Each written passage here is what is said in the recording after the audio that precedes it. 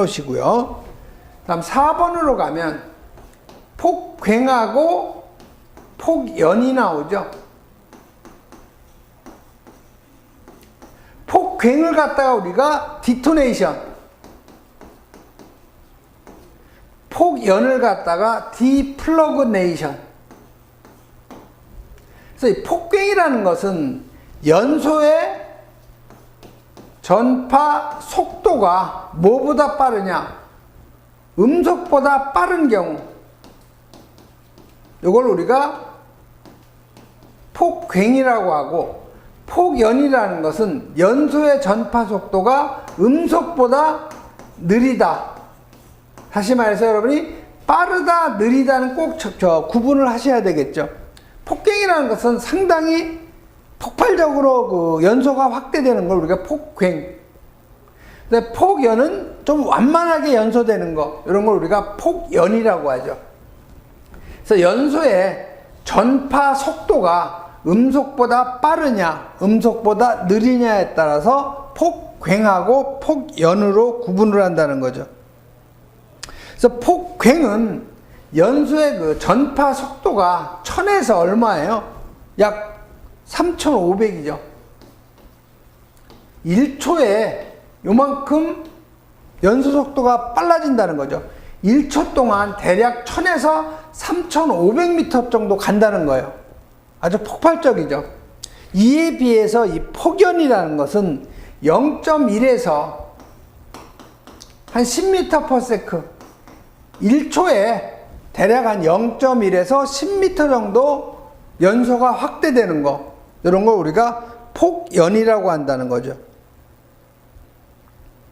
폭괭 유도거리 보시면은 가스가 체류하고 있을 때 완만한 연소가 폭괭으로 변할 때까지의 거리, 즉 폭연에서 폭괭으로 갈 때까지의 변할 때까지의 거리를 우리가 폭괭 유도거리라고 한다는 거죠. 그래서 폭괭 유도거리가 짧을수록 위험하다는 거, 그런 정도 여러분이 정리 좀 해 놓으시고요. 다음 5번에 가시면 폭발 범위.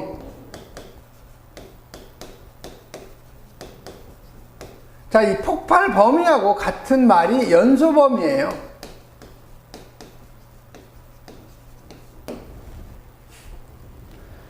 그래서 폭발 범위의 그 영향 인자를 여러분이 좀 관심 있게 보셔야 되는데, 첫 번째에 보면, 자, 폭발 범위가 우리가 가장 그 범위가 넓은 것이 아세틸렌이죠.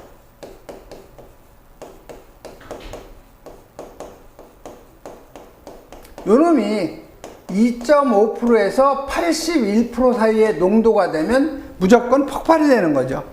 요놈이 가장 연소 범위가 넓으니까 제일 위험한 거죠. 그래서 이 연소 범위, 폭발 범위는 온도가 상승이 될 경우에는 폭발 범위는 넓어져요. 그러니까 더 위험하다는 거죠. 온도가 올라갈수록. 다음 두 번째는 압력이 올라갈 경우에는 마찬가지로 폭발 범위는 넓어지는데 예외가 있죠. 일산화탄소 CO2는 반대로 얘는 좁아져요. 그 다음에 수소는 10기압까지는 좁아지다가 그 이상의 압력에서는 넓어진다는 거죠. 10기압까지는 좁아지고 그 이상으로 가면 다시 넓어진다는 거, 이런 정도 정리해 놓으시고, 세 번째는 요 불활성 기체 있죠.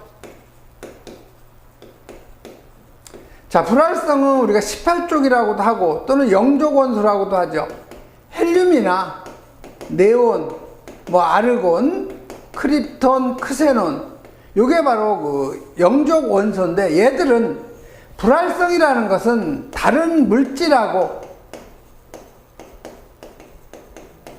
반응이 안 한다는 거예요. 불연성이죠, 쉽게 얘기하면. 연소가 안 되죠. 이런 물질을 갖다 첨가할 경우에는 연소 범위는 반대로 좁아지는 거죠.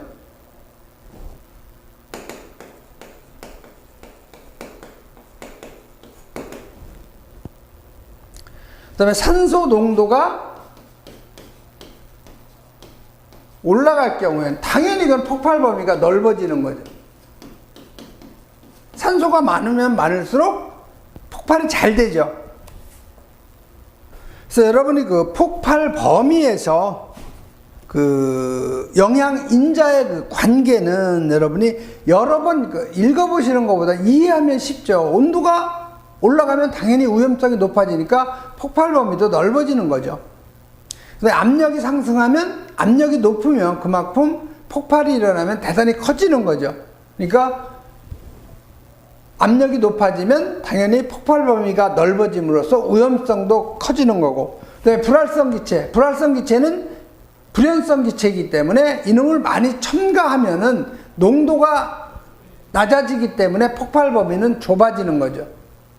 그래서 산소 농도를 높여주면, 산소는 조연성 기체라고 그랬죠. 즉 연소를 갖다 도와주는 기체이기 때문에 산소 농도가 높아지면 높아질수록 연소 범위는 넓어진다는 거죠.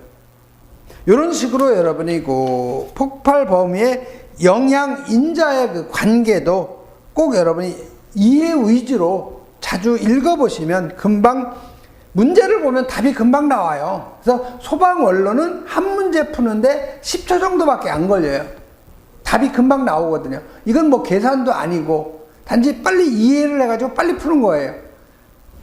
네, 이번 시간에는 요 폭발 범위까지 하고요. 잠시 쉬었다가 강의 계속 진행하겠습니다.